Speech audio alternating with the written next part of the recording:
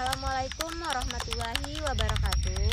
Halo semua, perkenalkan nama saya Susilawati, nomor induk mahasiswa 85818414179.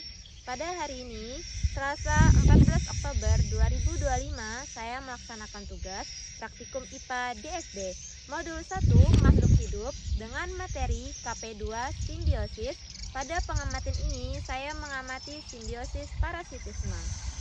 Tujuan melakukan praktikum ini yaitu untuk mengidentifikasi simbiosis parasitisme yang ada di lingkungan sekitar.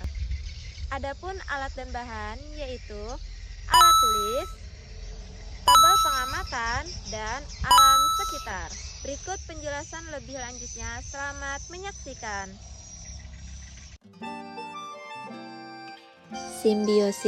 Simbiosis adalah hubungan timbal balik antara dua makhluk hidup yang berbeda jenis, yang hidup bersama dalam suatu lingkungan tertentu. Hubungan ini bisa memberikan keuntungan, kerugian, atau tidak berpengaruh bagi salah satu atau kedua makhluk hidup tersebut. Adapun jenis-jenis simbiosis yang pertama yaitu simbiosis parasitisme, yaitu bentuk hubungan antara dua makhluk hidup di mana salah satu pihak atau parasit mendapatkan keuntungan, sedangkan pihak lain yaitu inang dirugikan. Parasit biasanya hidup menempel atau berada di dalam tubuh inangnya dan mengambil zat makanan darinya.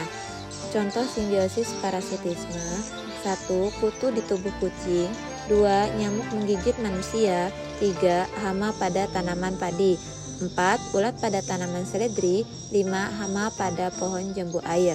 Yang kedua, simbiosis komensalisme, yaitu bentuk hubungan antara dua makhluk hidup di mana salah satu pihak diuntungkan, sedangkan pihak lain tidak dirugikan maupun diuntungkan. Jadi, hubungan ini bersifat netral bagi salah satu pihak. Contoh simbiosis komensalisme: 1. Burung pipit bersarang di pohon kelapa, 2. Serangga kecil bersembunyi di batang padi. Yang ketiga, simbiosis mutualisme, yaitu bentuk hubungan antara dua makhluk hidup di mana keduanya sama-sama mendapatkan keuntungan dari hubungan tersebut. Tidak ada yang dirugikan karena masing-masing saling membantu untuk bertahan hidup. Contoh simbiosis mutualisme: 1. Tanaman dan cacing tanah, 2. Bunga dan kupu-kupu. Praktikum kali ini saya mengambil pengamatan pada simbiosis parasitisme. Hubungan parasitisme yang pertama yaitu kutu pada tubuh kucing, yang mana pihak diuntungkan adalah kutu karena mendapat sumber makanan dengan cara menghisap darah kucing, dan yang dirugikan adalah kucing karena merasa gatal-gatal dan tidak nyaman pada kulit badannya sehingga dapat menyebabkan iritasi. Yang kedua, nyamuk menggigit manusia. Pihak yang diuntungkan adalah nyamuk karena mendapat sumber makanan berupa darah manusia, sedangkan pihak yang dirugikan adalah manusia karena merasa gatal-gatal pada kulit akibat gigitan nyamuk.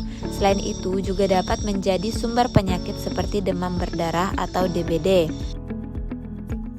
Yang ketiga, hama pada tanaman padi, yang mana pihak diuntungkan adalah hama pada padi, yang mendapat sumber makanan dan tempat tinggal serta berkembang biak, dan pihak yang dirugikan adalah tanaman padi karena daun dan batang rusak sehingga mengganggu proses fotosintesis. Pertumbuhan tanaman menjadi terhambat dan hasil panen berkurang atau berakibat gagal panen.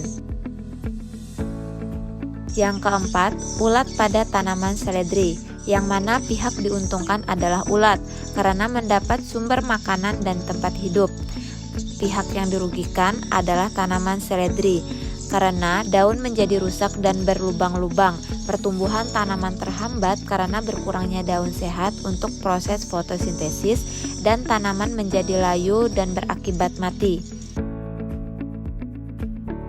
Kelima, hama pada pohon jambu air, yang mana pihak yang diuntungkan adalah hama atau ulat dan kutu daun. Mereka mendapat makanan dari sari daun, getah, atau buah jambu air, dan pihak yang dirugikan adalah pohon jambu air karena daun berlubang, buah rusak, dan pertumbuhannya terganggu.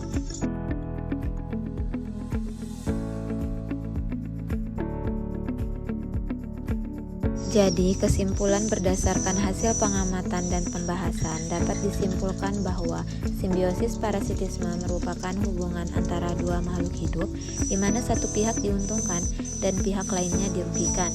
Pada contoh yang diamati, seperti kutu pada tubuh kucing, nyamuk menggigit manusia, hama pada tanaman padi, ulat pada tanaman seledri, dan hama pada pohon jambu air, makhluk parasit memperoleh makanan dari inangnya, sedangkan inangnya mengalami kerugian seperti rasa gatal, kerusakan tubuh, atau terganggunya pertumbuhan. Hubungan ini menunjukkan bahwa parasit sangat bergantung pada inangnya untuk bertahan hidup, tetapi kehadirannya dapat merugikan dan mengganggu keseimbangan ekosistem jika jumlahnya terlalu banyak.